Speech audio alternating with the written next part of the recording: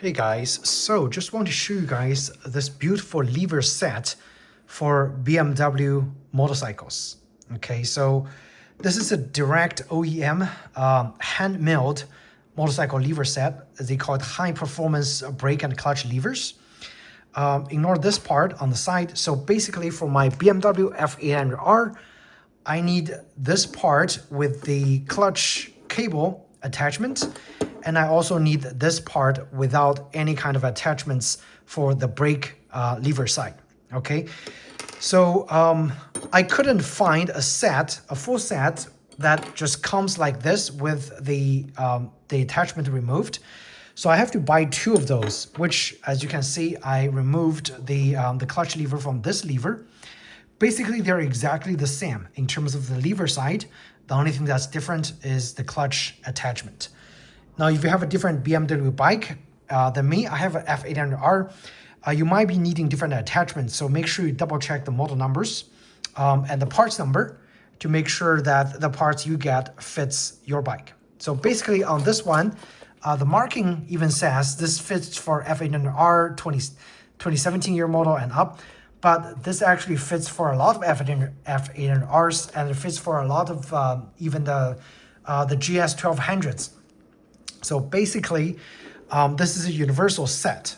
If I find the information on if this set fits other bike models, I'm going to post it on the video as a screenshot. Otherwise, just double check model number. But in this video, I want to show you how well this lever is milled with. Okay, this lever is absolutely gorgeous. Now, at the US dealership, one of those levers is going to be sold for about $180 to $200 plus shipping and tax. But I bought this from Europe from a website called baboon.eu. And each of those levers costs me only $90 shipped to the States with a 3-day air shipping. So I got both of those sets for $180, which I think, you know, is a great value to add to the aesthetics of my F800R. But for some other people, you know, this might not be worth it if it's just a aesthetic upgrade, which for the most part this is. It does provide 3 levels of adjustments using this turning knobs, which is really neatly executed. Okay, so you can see 3 different heights. Okay, and it works for both the brake side and the clutch lever side. On the clutch lever side, you have a little spring over here that keeps tension on the top. Okay, so whichever way you adjust, it's gonna keep tension over there and suits the 3 levels of the needs. In terms of adjustability, it doesn't provide anything additional. And in terms of the reach, it's gonna be the same as the stock OEM one, the black, just standard lever that's like rounded. So no, you're not getting anything special in terms of performance. The high performance only pertaining to the look of this lever, okay? And again, I love this look, and I have some extra cash laying around, so I bought this. If you're also looking to enhance the aesthetic of your beloved BMW bikes, this is the parts number for the lever, HKHGS09. And this is the parts number, in terms of the numbers, 261114, okay? They are exactly the same. Okay, so it's not a serial number, it's just a parts number for this lever. And very, very beautifully hand-milled in Luxembourg. For this attachment, the part number is HKH-AS21.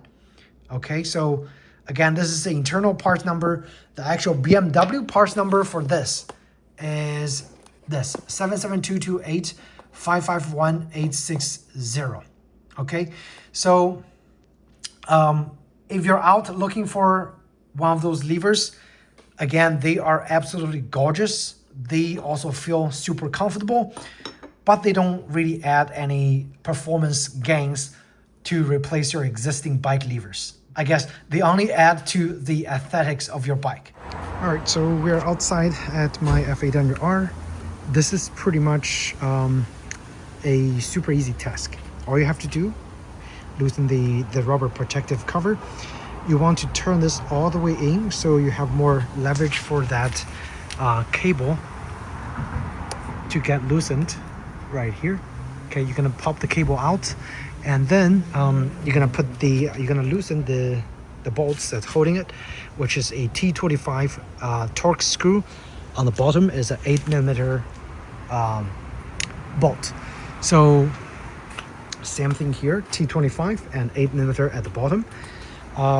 Over here we're gonna have the clutch attachments, of course, because you need the cable to attach to that clutch attachment. On the brake side, all we have to do is just get this removed, pop the lever out, and put the new lever back in there. That's how easy it is. Again, tools are also quite simple. You just need an 8mm socket for the bottom. Okay, you lock it there, and you need a T25 bit to get the top part loosened while you're holding the bottom.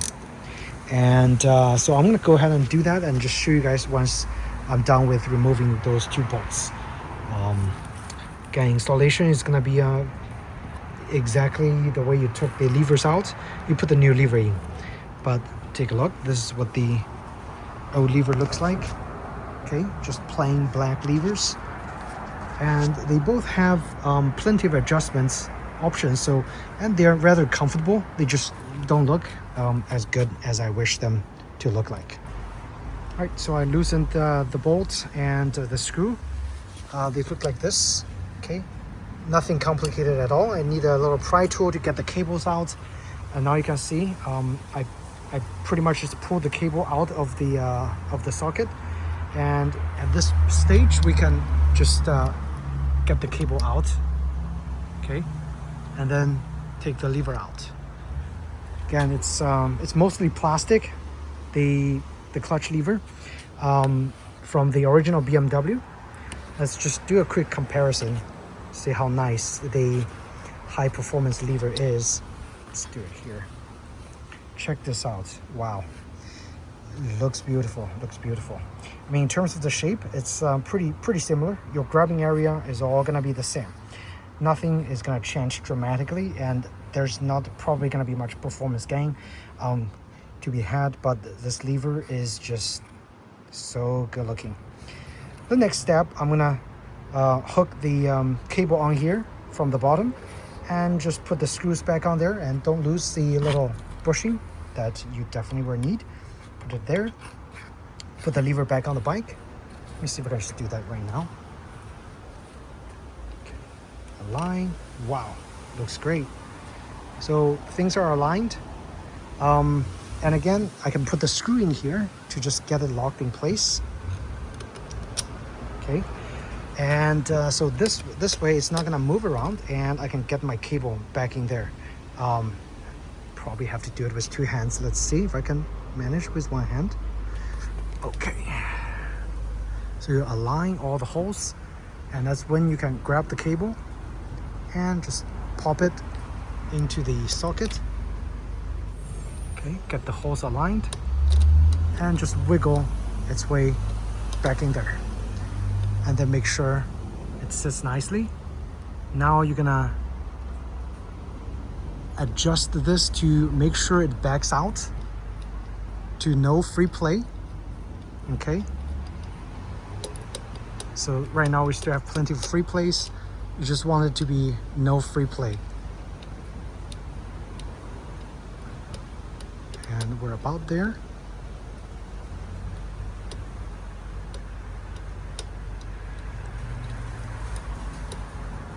So I would say this is probably a good area to start with. I'm gonna lock this tab so it doesn't move around.